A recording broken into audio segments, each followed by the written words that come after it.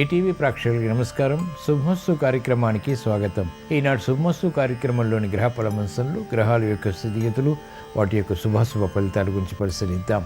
అలాగే రోజు ద్వాదశ రాశుల వారికి అదృష్ట సంఖ్య, అదృష్ట వర్ణం, ప్రతికూల గ్రహాల దోష నివృత్తికై ఎటువంటి పరిహారాలు పాటించాలి అనేటువంటి విషయాలు తెలుసుకుందాం. ఈరోజు బృహవారం లేదా శుక్రవారం, శుక్రుడు యొక్క పరిపాలన పూర్తిగా ఉంటుంది. స్థిరాస్తి విషయాలు, ఆర్థిక విషయాలు కలిసి రావటానికి మార్గశిర శుక్రవారం సందర్భంగా ఎటువంటి ప్రక్రియలు అవలంబించాలి అనేటువంటి విశేషాన్ని శ్రీరస్తు తెలుసుకుందాం. ముందుగా నేటి పంచాంగ వివరాలు. శ్రీ శోభకృతనామ సంవత్సరం, దక్షిణాయనం, హేమంత ఋతువు, మార్గశిర మాసం, శుక్లపక్షం. ఈరోజు తిథి శుద్ధ తదియ రాత్రి 12:56 వరకు, నక్షత్రం పూర్వాషాఢ ఉదయం 10:41 వరకు, అనంతరం నక్షత్రం ఉత్తరాషాఢ. రాహుకాలం ఉదయం 10:30 నుంచి 12 వరకు. ఇప్పుడు గ్రహాల స్థితిగతులు పరిశీలిద్దాం. బృహస్పతి సంచారం మేషక్షేత్రంలో, కేతు సంచారం కన్యాక్షేత్రంలో, రవి కుజుల సంచారం వృశ్చిక క్షేత్రంలో, బుధ సంచారం చంద్ర సంచారం ధనుస్సు క్షేత్రంలో, శని సంచారం కుంభక్షేత్రంలో, రాహు సంచారం మీన క్షేత్రంలో. ఇది ఈ రోజు ఉన్నటువంటి గ్రహస్థితి. దీని ఆధారంగా ద్వాదశ రాశుల వారికి గోచారపరంగా ఏర్పడేటువంటి శుభాశుభ ఫలితాలు సూచనప్రాయంగా తెలుసుకుందాం. ముందుగా మేషరాశి.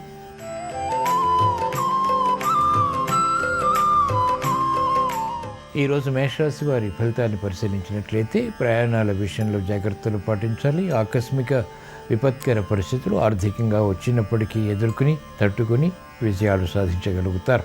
క్రమశిక్షణ విద్యార్థులకి కొనసాగుతుంది. మానసిక వేదనలు మహిళలకు తగ్గుతాయి. ఆర్థికపరమైనటువంటి అంచనాలు వ్యాపార రంగం వారికి లాభిస్తాయి. మెరుగైనటువంటి అవకాశాలు సాఫ్ట్వేర్ రంగం వారు పొందగలుగుతారు. ఆర్థిక పరిస్థితి వైద్య వృత్తి వారికి అనుకూలతను పెంచుతుంది. మెరుగైనటువంటి కార్యక్రమ నిర్వహణ న్యాయవాద వృత్తి వారు కూడా కొనసాగించగలుగుతారు. సాఫ్ట్వేర్ రంగం వారికి ప్రాధాన్యత పెరుగుతుంది. వ్యవసాయ రంగం వారికి గుర్తింపు లభిస్తుంది. ఉపాధ్యాయ వృత్తి వారికి ఉన్నతి లభిస్తుంది.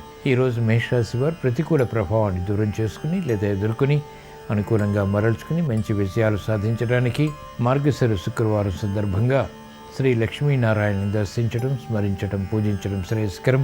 విష్ణు సహస్రనామ పఠనం శ్రవణం మేలును కలిగిస్తుంది. అష్టమ రవి కుజుల ద్వారా ఏర్పడేటువంటి ప్రమాదాన్ని దూరం చేస్తుంది. ప్రశాంతతను పెంచుతుంది. ఈరోజు మేషరాశి వారి అదృష్ట సంఖ్య 5. ఈరోజు మేషరాశి వారి అదృష్ట వర్ణం తెలుపు.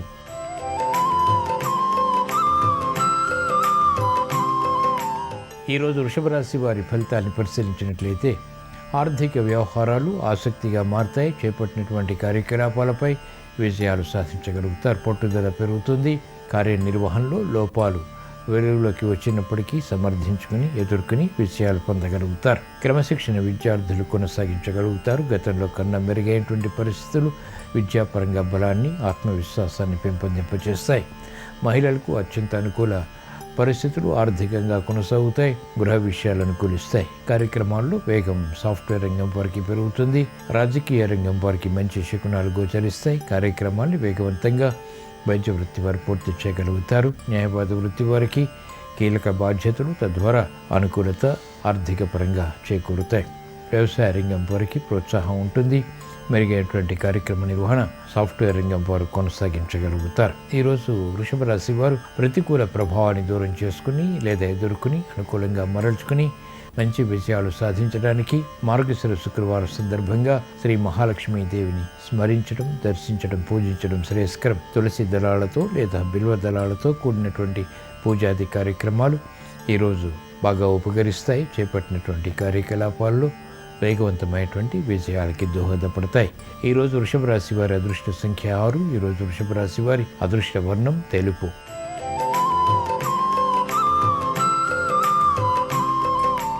ఈరోజు మిథున రాశి వారి ఫలితాలను పరిశీలించినట్లయితే ఆర్థిక వ్యవహారాలు అనుకూలిస్తాయి.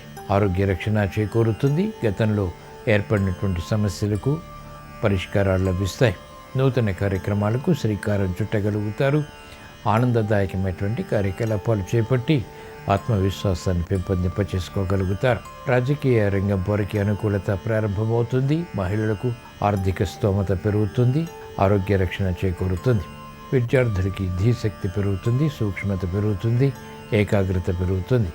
అనిశ్చిత పరిస్థితులు వ్యాపార రంగం వారు ఎదుర్కోగలుగుతారు. పెట్టుబడులు కలిసి వస్తాయి. నూతన స్నేహాల ద్వారా, నూతన భాగస్వాముల ద్వారా వ్యాపార విస్తరణకే చేసేటువంటి ప్రయత్నాలు లాభిస్తాయి. న్యాయవాద వృత్తి వారికి కీలక నిర్ణయాలు వృత్తిపరంగా లాభిస్తాయి. వైద్య వృత్తి వారికి బాధ్యతలు పెరుగుతాయి. సక్రమ నిర్వహణ ద్వారా వ్యవసాయ రంగం వారికి ప్రోత్సాహం ఏర్పడుతుంది. కార్యక్రమాలు సినీ రంగం వారు పునఃప్రారంభించి విజయాలు సాధించగలుగుతారు. ఈరోజు మిథున రాశి వారు ప్రతికూల ప్రభావాన్ని దూరం చేసుకుని అనుకూలంగా మరల్చుకుని మంచి విజయాలు సాధించడానికి మార్గశిర శుక్రవారం సందర్భంగా శ్రీ అనంత పద్మనాభ స్వామిని దర్శించడం, స్మరించడం, పూజించడం శ్రేయస్కరం. తద్వారా క్లిష్ట సమస్యలు వేగవంతంగా పరిష్కరించుకోగలుగుతారు. అభివృద్ధి గోచరిస్తుంది, ఆనందం లభిస్తుంది. ఈరోజు మిథున రాశి వారి అదృష్ట సంఖ్య 5. ఈరోజు మిథున రాశి వారి అదృష్ట వర్ణం ఎరుపు.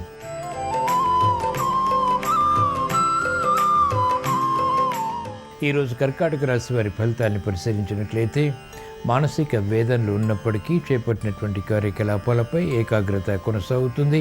అంచనాలు ఆర్థిక పరంగా తారుమారయ్యేటువంటి సంఘటనల్ని ఎదుర్కోగలుగుతారు. క్రమశిక్షణతో కార్యరూపం దాల్చేటువంటి పరిస్థితులు ఆత్మవిశ్వాసాన్ని పెంపొందింపచేస్తాయి. శ్రమ అధికమవుతుంది. చేపట్టినటువంటి కార్యకలాపాలు ప్రతికూలంగా మారుతాయి. అయినప్పటికీ ఎదుర్కొని సమర్థవంతంగా పూర్తి చేసేటువంటి ప్రక్రియల విషయంలో శ్రద్ధ వహించగలుగుతారు. అనుచిత పరిస్థితులు మహిళలకు ఉంటాయి.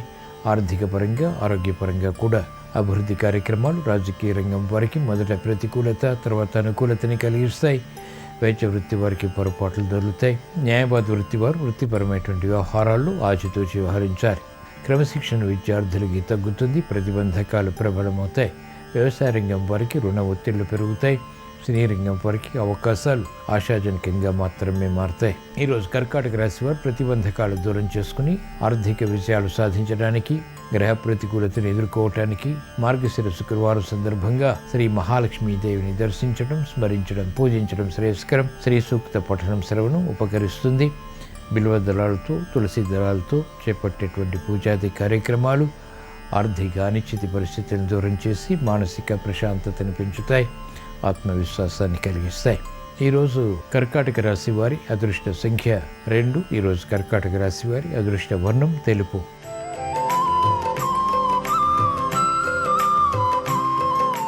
ఈరోజు సింహరాశి వారి ఫలితాలను పరిశీలించినట్లయితే మెరుగైనటువంటి అవకాశాలు వృత్తి, వ్యాపార, ఉద్యోగ సంబంధిత కార్యకలాపాల్లో పొందగలుగుతారు.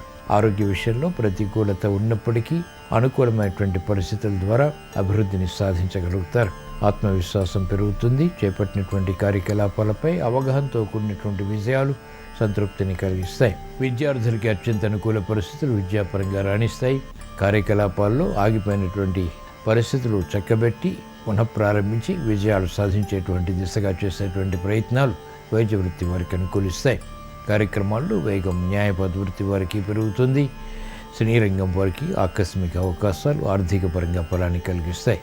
నూతన ఆలోచన విధానంతో కార్యక్రమాలు చేపట్టి వ్యవసాయ రంగం వారు విజయాలు సాధించగలుగుతారు. ప్రతిబంధకాలు ఉపాధ్యాయ వృత్తి వారికి దూరమవుతాయి. ప్రశాంతత పెరుగుతుంది. ఈరోజు సింహరాశి వారు ప్రతికూల ప్రభావాన్ని దూరం చేసుకుని లేదా ఎదుర్కొని అనుకూలంగా మరల్చుకుని ఉత్తమ విజయాలు సాధించడానికి, అదృష్ట సంఘటనల్ని వేగవంతంగా ఆహ్వానించడానికి మార్గశిర శుక్రవారం సందర్భంగా శ్రీకృష్ణ పరమాత్మని దర్శించడం, స్మరించడం, పూజించడం శ్రేయస్కరం. భగవద్గీత పఠనం శ్రవణం మేలుని కలిగిస్తుంది. స్థిరమైనటువంటి నిర్ణయాల ద్వారా విజయాలు ప్రాప్తిస్తాయి. ఈరోజు సింహరాశి వారి అదృష్ట సంఖ్య 1. ఈరోజు సింహరాశి వారి అదృష్ట వర్ణం తెలుపు.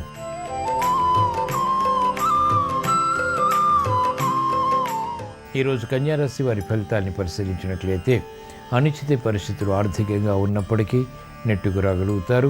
సమస్యలు వేగవంతమవుతాయి. ఉద్దేశాలు మంచివే అయినప్పటికీ కూడా కార్యరూపం దాల్చకపోవడంతో మనోవ్యాధి పెరుగుతుంది. పిల్లల విషయంలో శ్రద్ధ తప్పనిసరి.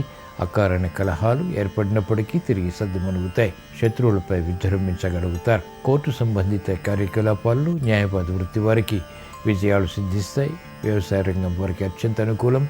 వైద్య వృత్తి వారికి ఆలోచన సంపత్తి తగ్గుతుంది. పొరపాట్లు వృత్తిపరంగా దొరికేటువంటి సంఘటనలు ఉన్నప్పటికీ సమర్థించుకోగలుగుతారు. క్రమశిక్షణ మహిళలకు తగ్గుతుంది. ఆర్థిక విధి విధానాలపై ఏకాగ్రత పెరుగుతుంది.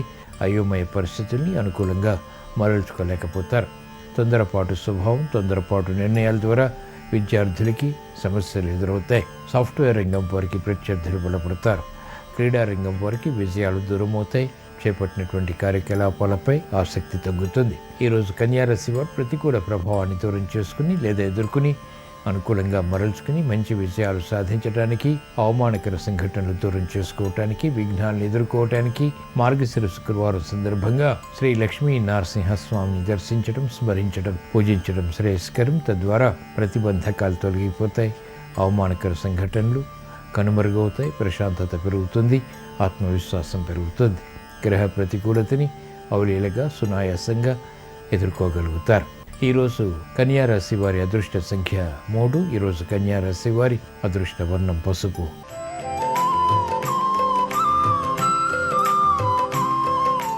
ఈరోజు తులారాశి వారి ఫలితాన్ని పరిశీలించినట్లయితే ఆకస్మిక చిక్కులు, సమస్యలు పరిష్కరింపబడతాయి. నూతన కార్యక్రమాల్లో వేగం పెరుగుతుంది, అభివృద్ధి గోచరిస్తుంది, శుభ పరిణామాలు ఆహ్వానించగలుగుతారు. సమస్యలు పటాపంచలవుతాయి, శీఘ్రగతిని విజయాలు సాధించగలుగుతారు. సంబంధ బాంధవ్యాలు మెరుగవుతాయి, నూతన స్నేహాల ద్వారా లబ్ధి చేకూరుతుంది. భాగస్వాములతో మైత్రి, వ్యాపార రంగం వరకు ఆర్థిక వృద్ధికి దోహదపడుతుంది. విద్యార్థులు శుభవార్తలు వింటారు. విదేశీ విద్యా ప్రయత్నాలు వంటివి ఆత్మవిశ్వాసాన్ని పెంపొందింపచేస్తాయి. మహిళలకు క్రమశిక్షణతో కూడిన కార్యక్రమాల ద్వారా విజయాలు ప్రాప్తిస్తాయి. సత్సంబంధాలతో కూడిన సంభాషణతో కూడినటువంటి విజయాలు ఆత్మవిశ్వాసాన్ని పెంపొందింపచేస్తాయి. కార్యాచరణతో కూడినటువంటి సంతృప్తి వైద్య వృత్తి వారికి లాభిస్తుంది. మెరుగైనటువంటి అవకాశాలు న్యాయవాద వృత్తి వారిని వరిస్తాయి. ఆదాయాన్ని పెంపొందింపచేసుకునేటువంటి మార్గాలు అన్ని రంగాల వారికి అనుకూలతను పెంచుతాయి. ఈరోజు తులారాశి వారు ప్రతికూల ప్రభావాన్ని దూరం చేసుకుని లేదా ఎదుర్కొని అనుకూలంగా మరల్చుకుని మంచి విజయాలు సాధించడానికి మార్గశిర శుక్రవారం సందర్భంగా శ్రీ మహాలక్ష్మీదేవిని దర్శించడం, స్మరించడం, పూజించడం శ్రేయస్కరం. శ్రీ సూక్త పఠనం, శ్రవణం మేలును కలిగిస్తుంది. అధిక రాబడిని పెంపొందింపచేసేటువంటి మార్గాలు సులభతరమవుతాయి. ఈరోజు తులారాశి వారి అదృష్ట సంఖ్య 2. ఈరోజు తులారాశి వారి అదృష్ట వర్ణం తెలుపు.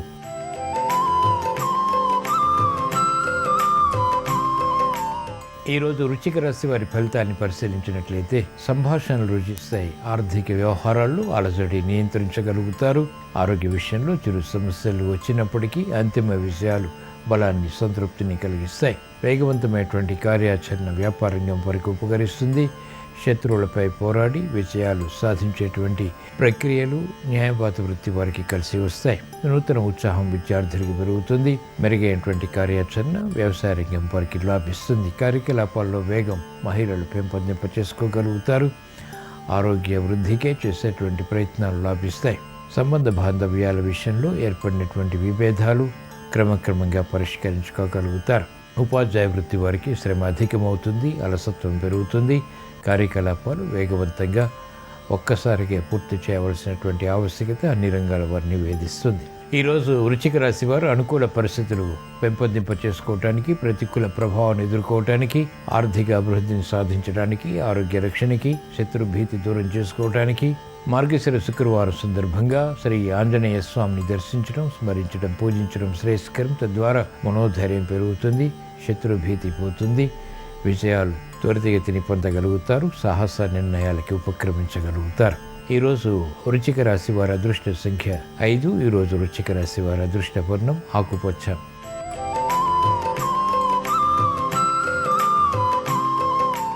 ఈరోజు ధనుస్సు రాశి వారి ఫలితాన్ని పరిశీలించినట్లయితే లాభదాయకమైనటువంటి కార్యకలాపాలు ఆర్థికంగా చేకూరుతాయి. నూతన వస్తు కొనుగోలు, వాహన కొనుగోలు వంటివి కూడా ఆనందానికి దారితీస్తాయి. మనోధైర్యం పెరుగుతుంది, ధీశక్తి పెరుగుతుంది. చేపట్టినటువంటి కార్యకలాపాలపై విజయాలు ప్రాప్తిస్తాయి. పెట్టుబడులు వ్యాపార రంగం వారికి కలిసి వస్తాయి. భాగస్వాములతో మైత్రి కొనసాగుతుంది. నూతన విధి విధానాలతో కూడినటువంటి ప్రక్రియలు వ్యాపార పరంగా లాభిస్తాయి. సునాయాస విజయాలు వైద్య వృత్తి వారు పొందగలుగుతారు. న్యాయవాద వృత్తి వారికి ఆర్థిక లాభాలు గడించేటువంటి యుక్తులు కలిసి వస్తాయి.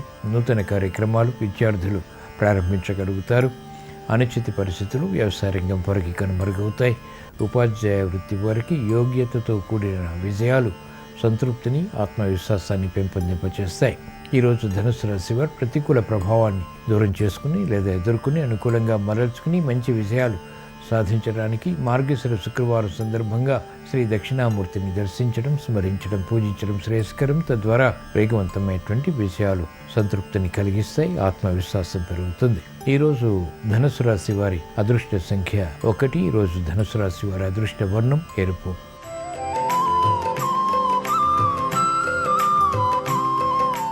ఈరోజు మకర రాశి వారి ఫలితాన్ని పరిశీలించినట్లయితే ఆర్థిక విషయాల్లో ఆచితూచి వ్యవహరించాలి. తొందరపాటు స్వభావం పనికిరాదు. అకారణ విరోధాలు తలెత్తేటువంటి సంఘటనలు ఉంటాయి. ఆరోగ్య రక్షణ తప్పనిసరి. కార్యక్రమ నిర్వహణలో నైపుణ్యం విద్యార్థులు కొనసాగించగలుగుతారు. పోటీతత్వం క్రీడారంగం వారికి పెరుగుతుంది. వేగవంతమైనటువంటి కార్యాచరణ వైద్య వృత్తి వారు చేపట్టినప్పటికీ విఘ్నాన్ని చవిచూస్తారు. న్యాయవాద వృత్తి వారికి ప్రలోభాల ద్వారా ఏర్పడినటువంటి సమస్యలు జటిలమవుతాయి. రాజకీయ రంగం వారికి ప్రత్యర్థులు బలపడతారు. మహిళలు ఆరోగ్య విషయంలో జాగ్రత్తలు పాటించాలి. నూతన విధి విధానాలతో కార్యక్రమాలు చేపట్టినప్పటికీ వ్యవసాయ రంగం వారికి అంతిమంగా నిరుత్సాహ పరిస్థితులు ఉంటాయి. మెరుగైనటువంటి కార్యక్రమ నిర్వహణ సినీ రంగం వారు కొనసాగించలేకపోతారు.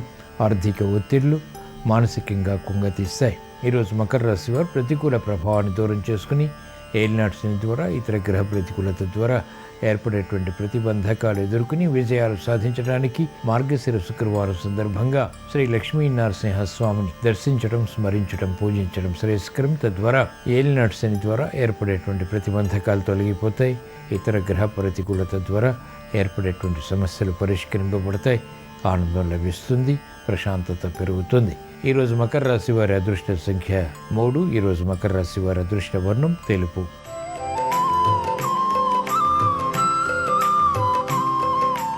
ఈరోజు కుంభరాశి వారి ఫలితాన్ని పరిశీలించినట్లయితే మానసిక చాంచల్యం పెరుగుతుంది, స్థిరత్వం తగ్గుతుంది. నిర్ణయాలు గందరగోళంగా తీసుకోవాల్సినటువంటి పరిస్థితులు, తద్వారా సమస్యలు వెలుగులోకి వస్తాయి. కార్యక్రమ నిర్వహణలో లోపాలు సరిదిద్దుకోలేకపోతారు. ప్రత్యర్థులు బలపడతారు. పోటీ పెరుగుతుంది. అభివృద్ధి కార్యక్రమాలు ఆటంకాలు, విఘ్నాలు వంటివి కూడా చవిచూస్తారు. నూతన కార్యక్రమాలు రాజకీయ రంగం వారికి ప్రతికూలంగా మారుతాయి. అభివృద్ధి కార్యక్రమాలు వ్యాపార రంగం వారు చేపట్టలేకపోతారు. అనిశ్చిత పరిస్థితులు ఆర్థికంగా ఉంటాయి. మహిళలు ఆరోగ్య విషయంలో జాగ్రత్తలు పాటించాలి. పిల్లల విషయంలో శ్రద్ధ తప్పనిసరి. సమస్యలు ఒకదాని మీద ఒకటి ఏర్పడేటువంటి పరిస్థితులు విస్మయాలకి దారితీస్తాయి. ప్రతిబంధకాలు న్యాయవాద వృత్తి వారికి ఉంటాయి. వృత్తిపరమైనటువంటి వ్యవహారాల్లో వైద్య వృత్తి వారు జాగ్రత్తలు పాటించాలి. శాస్త్రజ్ఞులకి ప్రతికూలత ఉంటుంది. పరిస్థితులు తారుమారేటువంటి సంఘటనలు వ్యవసాయ రంగం వారికి గోచరిస్తాయి. ఈరోజు కుంభరాశి వారు ప్రతిబంధకాలు దూరం చేసుకుని గ్రహ ప్రతికూలతను ఎదుర్కొని అనుకూలంగా మరల్చుకుని మంచి విజయాలు సాధించడానికి మార్గశిర శుక్రవారం సందర్భంగా శ్రీ మహాలక్ష్మీదేవిని దర్శించడం, స్మరించడం, పూజించడం శ్రేయస్కరం. తులసి దళాలతో, బిల్వ దళాలతో కూడినటువంటి పూజాది కార్యక్రమాలు ఈరోజు మీకు మేలుని కలిగిస్తాయి. ఆర్థిక విజయాలు సాధించగలుగుతారు. రుణ ఒత్తిళ్లు కనుమరుగవుతాయి. మానసిక క్లేశాలు దూరమవుతాయి. ప్రశాంతత పెరుగుతుంది. గ్రహ అతి ప్రతికూలతని ఎదుర్కొని సామర్థ్యంతో కూడిన విజయాలు సాధించగలుగుతారు. ఈరోజు కుంభరాశి వారి అదృష్ట సంఖ్య 1. ఈరోజు కుంభరాశి వారి అదృష్ట వర్ణం ఎరుపు.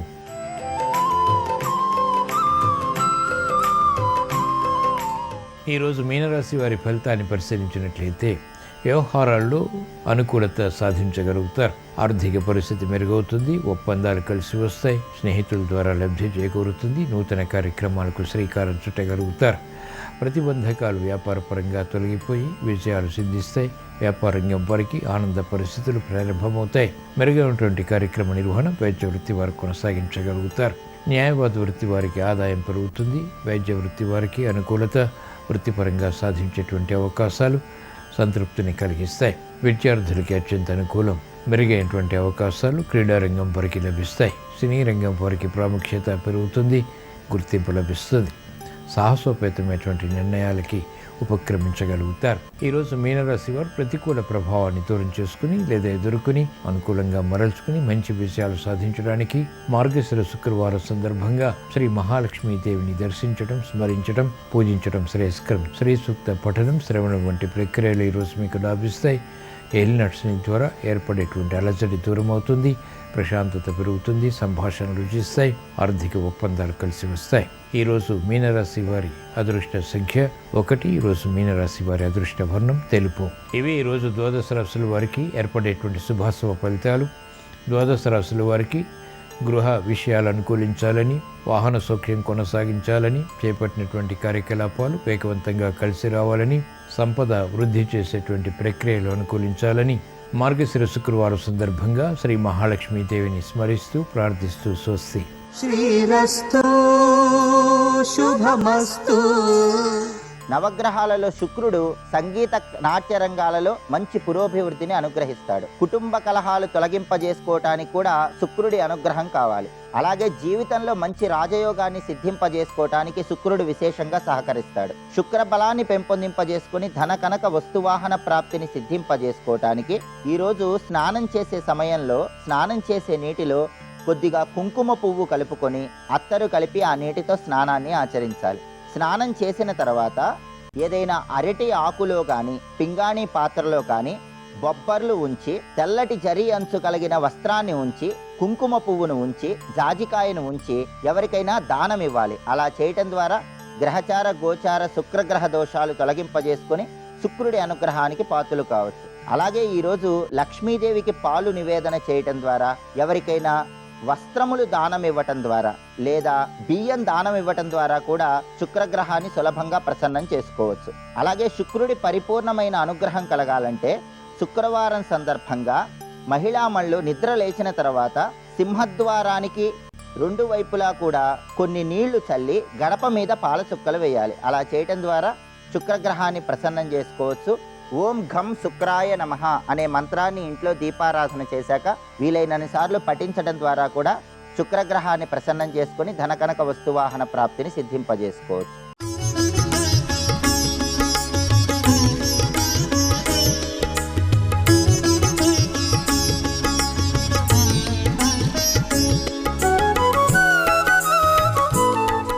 శుభమస్తు కార్యక్రమంలో గృహబలం అంశానికి స్వాగతం. మానవ జీవితం ఎప్పుడూ కూడాను సుఖప్రదంగా ఉండాలని ప్రతి వాళ్ళు కోరుకుంటారు. దీనికి మూల కారణం ఆరోగ్యం, ఐశ్వర్యం. ఈ రెండు బాగా ఉంటే అన్నీ ఉన్నట్టే అసలు. అందుకని అధిక సంపన్నులు కావాలి అనేటువంటి విధి విధానం కూడా చాలామందిలో ఉంటుంది. మరి వాస్తురీత్యా అధిక సంపన్నులు కావడానికి అద్భుతవంతమైనటువంటి విధి విధానాలు మనకి వాస్తుశాస్త్రం ఏ విధంగా తెలియజేస్తుందో తెలుసుకుందాం. వాస్తు సూత్రాల్ని అనుసరించి గనక మనం అధిక సంపన్నులం కావాలంటే మనం ఆచరించేటువంటి వాస్తు నియమాలే దానికి తార్కాణంగా ఉంటాయి. ఎలా చేయాలండి అంటే, వాస్తు సూత్రాలని అనుసరించి మీ ఇంటి ప్రాంగణంలో మొక్కలు నాటాలి. మొక్కలు దేవతా స్వరూపాలు కాబట్టి వాటిలో ఉన్న దివ్య శక్తి మనకి అత్యధికమైనటువంటి ప్రభావాన్ని ఇస్తుంది. అందుచేతే ఇంటి యజమాని ప్రతిరోజు కూడాను ఒక చెంబెడు నీళ్లు మొక్కలకు పోయాలి. అలా పోస్తూ పెంచటం వల్ల ఐశ్వర్యం బాగా కలుగుతుంది ఆ యొక్క ఇంటి యజమానికి. అధిక సంపన్నులై జీవితాన్ని ఆనందంగా గడుపుతారండి. అందుకే ఆ ఇంట్లో అనుకూలమైనటువంటి శక్తితో ఎప్పుడూ కూడా నిండిపోతూ ఉంటుంది. ఆకుపచ్చని రంగు, చెట్ల పచ్చదనం కళ్ళకు కాంతిని ప్రసాదిస్తుంది కదా. ఇంట్లో వాస్తును అనుసరించి మొక్కలను నాటి పెంచినట్లయితే గృహంలో శాంతి నెలకడంతో పాటుగా సుఖ సమృద్ధులు కూడాను వృద్ధి చెందుతాయి అనేటువంటి విషయాన్ని ప్రతి వాళ్ళు గుర్తుపెట్టుకోవాలి. అందుచేతనే ఇంట్లో అడుగు పెట్టగానే ఎదురుగా కనపడకుండా చాటుగా ఒక మూలన పెట్టాలి చీపిరి కట్టల్ని. చీపిరి కట్ట మాత్రం ఇంట్లో అడుగు పెట్టగానే కనిపించకూడదు, చాలా అరిష్టం అండి. చీపిరి చిమ్మి శుభ్రాన్ని చేయడానికి పనికొస్తుంది కాబట్టి చీపిరి కట్ట మాత్రం ఇంట్లో అడుగు పెట్టగానే కనిపించకూడదు. తరువాత పనిచేయనటువంటి గడియారాలు మీ ఇంట్లో ఉంటే వెంటనే దాన్ని సవరించుకోండి. దాంట్లో బ్యాటరీ అయిపోతే వెంటనే వేయండి, పని చేయకపోతే అవతల పారేయండి. అంతేగాని ఆ గడియారాన్ని ఆమెనే ఉంచకండి. గడియారం కాలపురుషుడు కదండి. కాలాస్మిన్ జీవితానిష్ట పురాప్రోక్తామయానషు అని. అందుచేత హితాచార్యుడు చెప్పినటువంటి కాలతత్వాన్ని అర్థం చేసుకొని ఈ కాలమే గడియారం. ఈ గడియారంలో ముళ్ళు ఎప్పుడూ కూడా తిరుగుతూ ఉండాలి. టిక్ టిక్ టిక్ టిక్ గడియారము పరిగెడుతున్నది అని చెప్పేసి కాలానికి అనుగుణంగా మనం నడుచుకోవాలి. అలాగే చందనాదులతో తయారు చేసినటువంటి అగరబత్తీలను కనుక వెలిగిస్తే మానసిక శాంతి ప్రాప్తిస్తుంది. వ్యాకులత అనేటువంటిది ఇంట్లో ఉండదు, తొలగిపోతుంది. మానసిక వ్యాకులత అనేది తొలగిపోతుంది. ఇంట్లో సుఖ సమృద్ధులు అనేటువంటివి బాగా పెరుగుతాయి. ఇంట్లో ఉండేటువంటి చెత్త బుట్టలో వేసేటువంటి చెత్త చెదారం పేరుకుపోకుండా చూసుకోండి. అలాగే ఇంట్లో ఉండేటువంటి సింకులో అంట్ల గిన్నెలను ఎక్కువసేపు ఉంచవద్దు. ఇది చాలా గొప్ప విషయం అండి. దీన్ని ఎవరైతే పాటిస్తారో వాళ్ళ ఇంట్లో లక్ష్మీదేవి నిలుస్తుంది. కాబట్టి ఇలా చేయటం వలన ఎక్కువసేపు కనుక ఉంచినట్లయితే అభద్రతాభావం ఎక్కువ వస్తుంది. అంతేకాకుండా లక్ష్మీదేవి కూడా కోపం వస్తుంది. ఇంట్లో సింకులో మాత్రం ఇటువంటివి ఉంచకూడదు. చాకు, కత్తెర, కత్తి మొదలైన వాటి మొనలు బయటకు కనిపించేటట్టుగా మాత్రం పెట్టకండి. చాలామంది చాకులు వాడుతుంటారు, అలాగే కత్తెరలు వాడుతుంటారు కదా. వంట సామాగ్రి విషయంలో ఈ యొక్క కత్తెర, కత్తి ఇవన్నీ బయట కనిపించేట్టుగా ఉండకూడదు. రోజు కనీసం పావు గంట సేపు కిటికీలన్నీ కూడా తెరిచి ఉంచండి. కిటికీలు తెరవకుండా కేవలం కర్టెన్లు వేసి అందంగా ఉండాలనేటువంటి తపనతో ఉత్తర దిశ, తూర్పు దిశ కిటికీలు తెరవకుండా ఉండకూడదు. తూర్పు వైపు కిటికీలు తప్పనిసరిగా తెరవాలి. సూర్యరశ్మి కిరణాలు ఇంట్లో ప్రవేశించాలి. ఎక్కడ సూర్యరశ్మి కిరణాలు ఇంట్లో ప్రవేశిస్తాయో ఆ ఇంటికి ధనయోగం బాగా సిద్ధిస్తుంది, అభివృద్ధికరమైన మార్గం వస్తుంది. అలాగే గదుల్లో రాత్రి నుంచి ఎలముకున్న గాలి బయటకు వెళ్ళిపోవాలి. కాబట్టి సూర్యుని వెలుతురు, తాజా గాలితో పాటు మీ ఇంట్లో దేదీప్యమైన శక్తి పుంజాలు కూడాను ఇంట్లోని గదుల్లోకి ప్రవేశించాలి. కాబట్టి కిటికీలన్నీ కూడా తలుపులు తెరిచి ఉంచండి. తర్వాత మూసుకోండి కాసేపు ఆగిన తర్వాత. అలాగే ఈశాన్య మూలలో తప్పనిసరిగా కొంత భాగం వదిలేసి తూర్పు వైపు గోడకి ఆనుకోకుండా ముందుకు జరిపి తులసి కోట అనేటువంటిది నిర్మాణం చేసుకోవటం మంచిది. తులసి చెట్టు పెంచండి. ఏ ఇంట తులసి చెట్టు ఉంటుందో ఆ ఇంట్లోకి లక్ష్మీదేవి వస్తుంది. మీ ఇంటి సింహద్వారానికి రెండు వైపులా కూడాను చాలా చక్కటి మొక్కలు, ఆ మొక్కల్లో కూడాను ఎటువంటివి ఎక్కువగా తమలపాకు మొక్కలు అలా పెరిగేటట్టుగా ఏర్పాటు చేసుకోండి. చాలా విశేషకరమైన ప్రభావం వస్తుంది. మరికొన్ని ముఖ్య విషయాలు రేపటి శుభమస్తు కార్యక్రమంలోని గృహబల అంశంలో తెలుసుకుందామా? మరి సర్వే జనా సుఖినో భవంతు.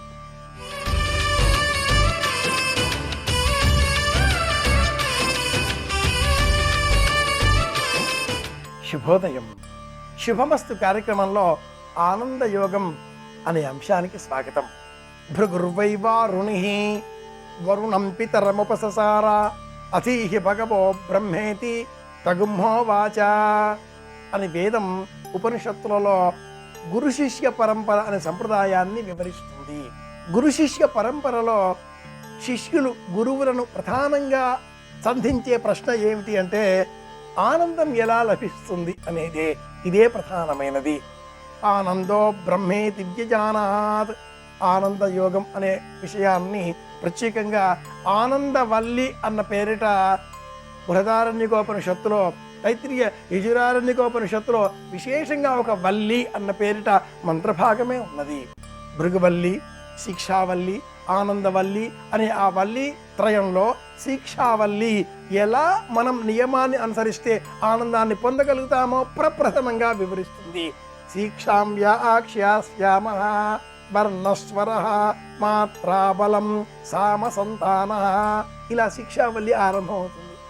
ఆనందం పొందాలి, నియమాన్ని అనుసరించాలి.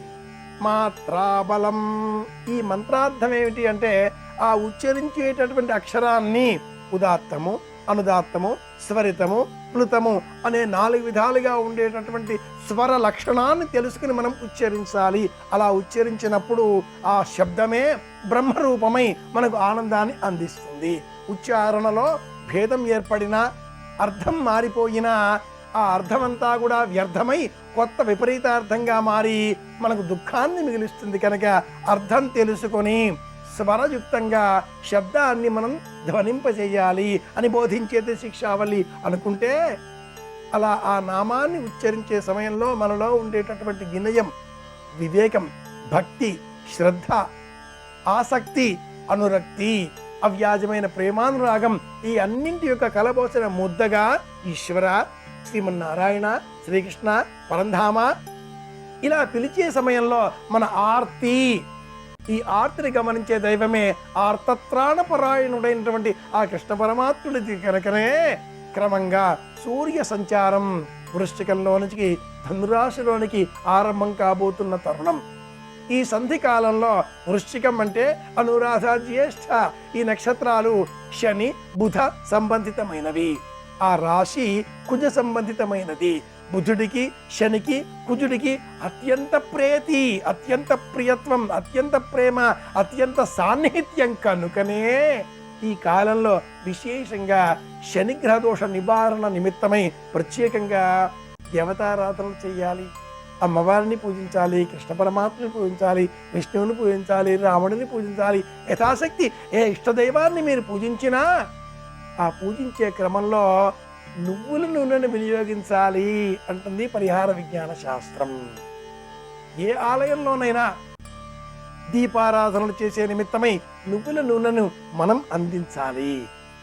అలాగే కొబ్బరి మొక్కలు, ఇంకా విశేషంగా పెద్ద పెద్ద మహావృక్షాలు ఉన్న ఎడల ఆ వృక్షాల పాదుల చుట్టూరా నువ్వుల నూనెను వృత్తాకారంగా అలా పోసిన ఎడల జమ్మి, జువ్వి, మామిడి, వేప ఈ మహావృక్షాల చుట్టూరా నువ్వుల నూనెను ఒక వృత్తాకారంలో పోసిన ఎడల అలాంటి వారికి శనిగ్రహ సంబంధిత దోష నివారణ అవుతుంది అని కూడా శాస్త్ర ప్రమాణం. విశేషంగా ఈ మార్గశీర్ష మాసంలో అనేక విధాలుగా శనిగ్రహ దోషాన్ని పోగొట్టుకోబట్టేటటువంటి ఉపాయాలలో మొక్కల పెంపకంలో పారిజాతం మొక్కను విశేషంగా ఈ మాసంలో పెంచాలి అనే ప్రమాణం కూడా ఉంది. ఈ మాసంలోనే విరివిగా మనకు పారిజాతం పుష్పాలు లభిస్తాయి. మొక్కలన్నింటిలో కూడా ఏ మొక్కకు లేనటువంటి ప్రత్యేకత, అదృష్టం, వరం, గౌరవం ఆ పరమాత్ముడైన శ్రీమన్నారాయణమూర్తి పారిజాతం మొక్కకి అందించాడు. ఏమిటి అంటే, ఇతర ఏ సంబంధంగా మొక్కలు విశేషంగా ఉండే వృక్షాలు వాటికి పూసేటటువంటి పుష్పాలు వాటన్నింటినీ కూడా నేలపైన పడినట్లయితే పరమేశ్వరుడి సేవకు అనర్హం అనేటటువంటి శాస్త్రం. ఏ మొక్కకి పూచిన పుష్పమైనా నేలపైన పడితే పరమేశ్వరారాధనకు అది నింద్యం, వినియోగించకూడదు అని చెప్పేటటువంటి శాస్త్రం ఒక్క పారిజాత పుష్పాలకు మాత్రమే. నేలపైన పడినప్పటికీ అసలు నేలపైననే పడతాయి ఈ పారిజాతం పుష్పాలన్నీ కూడా. అర్ధరాత్రి 2 గంటల నుంచి 4 గంటల మధ్య సమయంలో విచ్చుకునేటటువంటి ఈ పుష్పాలు 4 గంటలకి నేలపైన రాశిగా పడడంతో వాటిని సేకరించి శ్రీమన్నారాయణమూర్తి సేవలో అర్పించిన ఎడల ఆ పరమాత్ముడు ప్రసన్నుడవుతాడు. ఈ ఒక్క వెసులుబాటు ఈ మార్గశీర్ష మాసంలోనే మనకు లభిస్తుంది. కనుకనే సంప్రదాయజ్ఞులు, సంప్రదాయవేత్తలు 12 నెలలలో సూర్యకి సంబంధించి ఆ గమనం ఉండే క్రమాన్ని గుర్తించి దేవతలకు బ్రాహ్మీ ముహూర్తమైనటువంటి ఈ నెలలో సూర్యోదయం కంటే పూర్వమే, ఇంకా పూర్వమే స్నానాదికాదులు చేయడం, భగవంతుడిని అర్చించడం, భగవత్ సేవలో విశేషంగా పారిజాతం పుష్పాలను వినియోగించడం, పారిజాతం మొక్కల పెంపకం పట్ల అభివృద్ధి కల వారికి అందించడం. వీటితో పాటుగా సూర్యోదయం కంటే పూర్వమే పెసరపప్పు, బియ్యము, ఆవు నెయ్యి వీటితో సిద్ధం చేసినటువంటి పులగమును పరమాత్ముడికి ప్రీతికరంగా నివేదనగా సమర్పించి స్వీకరించడం. వీటిని పాటించిన ఎడల తప్పక శ్రేయస్సు కలుగుతుంది అంటూ సంప్రదాయ పరిహార విజ్ఞానవేత్తలు ఇలా ప్రత్యేకంగా మనకు తెలియజేశారు. కనుకనే ఈ 12 నెలలలో ఆ విధంగా మాసానాం మార్గశీర్షోహం అనే మాటను మనమంతా కూడా విశ్వసించడం అవుతున్నది. పరమాత్ముడు గాలిలో, నీటిలో, తేజస్సులో, భూమిలో, ఆకాశంలో 5 విధాలుగా మనకు దర్శనమిస్తాడు. ఈ సృష్టి క్రమం అంతా కూడా పాంచభౌతికం అని కూడా వేదం వివరిస్తుంది. ఈ క్రమంలో అగ్ని తగ్గిపోతూ ఉంటుంది. మన దేహంలో తగ్గిపోతున్న అగ్ని పెంచుకోవాలి. సూర్యకాంతి ద్వారా పెంచుకోగలుగుతాం. సూర్యకాంతి లభించేటటువంటి అరుదైన దృశ్యం పెరిగిపోతున్న నేపథ్యంలో ఈ అగ్నిని నీటి ద్వారా పెంచుకోగలుగుతాం. నీటిలో కూడా అగ్నిహోత్రం ఉన్నది కాబట్టి ఆ నీటిని వినియోగించి స్నానం చెయ్యాలి. గోవిందేతి, ఆ నీటిలో ఉండేటటువంటి శక్తి పేరే గోవిందుడు. అలసిపోతాం, ముఖం కడుక్కుంటే ప్రాణం లేచి వస్తుంది అంటారు పెద్దలు. అలసిపోతాం, గ్లాసు నీరు త్రాగితే అలసట తీరుతుంది, సేద తీరుతాం అని కూడా మనం కూడా ఒప్పుకుంటాం. అంటే ప్రాణశక్తి నీటిలో ఉన్నది.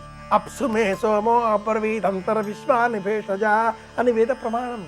అపహ అంటే నీళ్లు, నారహ అంటే కూడా నీళ్లే. ఆపో నారా ఇది ప్రోక్త. నారాయణుడు నీటిలో ఉండేటటువంటి శక్తి స్వరూపము అని కూడా మనకు వేదం వివరిస్తుంది. కనుక అలాంటి ఆ శ్రీమన్నారాయణమూర్తి అనుగ్రహం పొందే నిమిత్తమై ఈ మాసంలో పారిజాత మొక్కల పెంపకం పట్ల అభిరుచి కలవారికి బహుమానంగా అందించాలి అని కూడా శాస్త్రం సహేతుకంగా ఇలా ఒక పరిహారంగా వివరిస్తుంది. శాస్త్రబద్ధమైన నిరూపణలతో మొక్కల పెంపకం పట్ల ప్రేమను పెంచుకుందాం. పారిజాత మొక్కలను అందరికీ దానమిద్దాం. మరిన్ని తెలుసుకోవడం కోసం మార్గశీర్ష మాస సంబంధిత నియమాలను మరిన్ని అనుసరించడం కోసం మళ్ళీ రేపు కలుసుకుందాం. శుభమస్తు. శ్రీరామ జయం. ఓం నమో నారాయణాయ.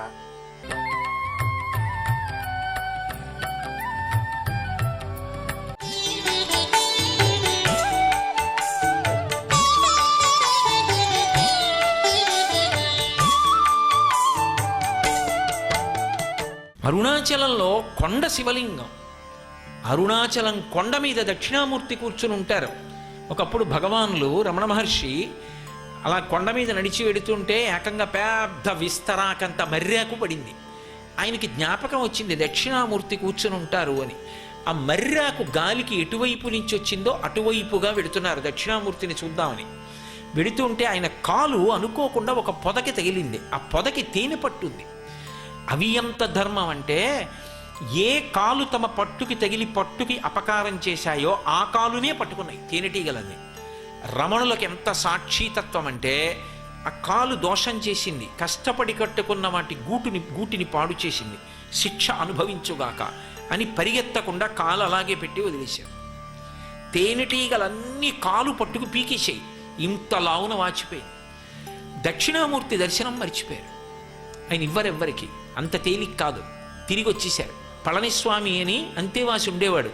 ఆయన శ్రావణం పట్టుకొచ్చి ఏడుస్తూ, భగవాన్ ఏమిటి సాక్షితత్వం అని విరిగిపోయిన తేనెటీగల ముళ్ళన్నీ పైకి తీశాడు. ఆ తరువాతి కాలంలో కూడా వారు గోచి పట్టుకు నడుస్తుంటే ఒక కాలు ఒకలా ఉంటుంది, ఒక కాలు లావుగా ఉంటుంది. అంత సాక్షి మాత్రంగా ఉండేవారు మహానుభావుడు. ఆయన ఆ వెనక్కి వెళ్ళినప్పుడు ఆది అన్నామలై అనే ఓ దేవాలయం ఉంటుంది. కొండ వెనక్కి వెళ్ళినప్పుడు ఆది అన్నామలై దగ్గర కూర్చున్నప్పుడు చాడ్విక్ అని ఒక ఆవిడికి ఆ దక్షిణామూర్తి ముందు దేవసభలో రాత్రింబవళ్ళు గిరి ప్రదక్షిణం చేస్తుంటారు. హోర్ర వాన పడిపోతుంటే యవ్వనంలో ఉన్న స్త్రీ ఒక్కత్తి తడిచిపోయి ప్రదక్షిణం చేస్తుంటుంది. ఎవరు చెనకరు, అరుణాచలేశ్వరుడు కాపాడుతూ ఉంటాడు సర్వదా. ఆ ప్రదక్షిణ మార్గంలో ఆమె ఆది అన్నామలైలో కూర్చుంది. మంచి రాత్రివేళ కూర్చునుండగా గంధర్వగానం, సంగీతం, వాద్యఘోష వినపడితే ఆమె టేప్ చేసింది. టేప్ అయింది.